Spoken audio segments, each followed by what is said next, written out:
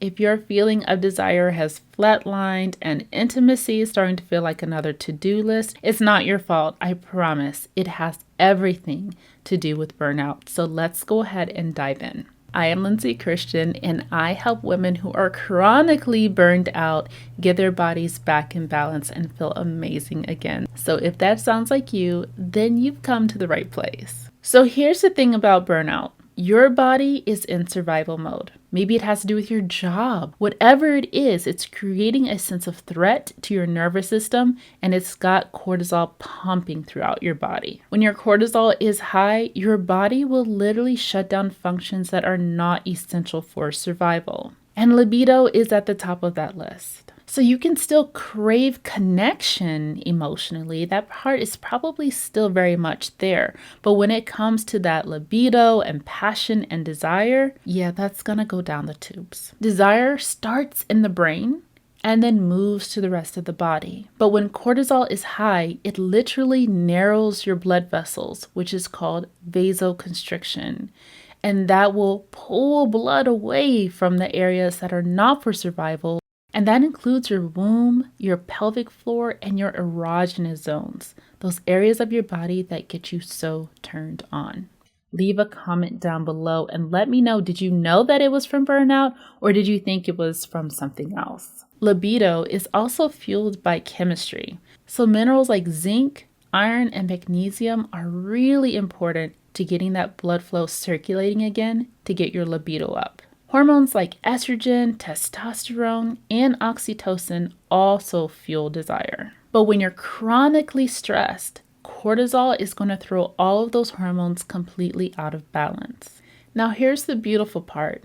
Pleasure is not lost forever. So now I want to share some things with you that can help get that blood flowing again and hopefully get you boosting some libido. First are going to be some great blood flow practices. Doing some simple pelvic floor breathing, womb massages, Pilates exercises, and also Pilates board exercises where you feel like you're getting supported by something and moving your body, which we do on Saturdays, so be sure to join us. That's going to be really helpful. And one of the things that I find is so fun that I truly enjoy that I started to pick up last year is hula hooping.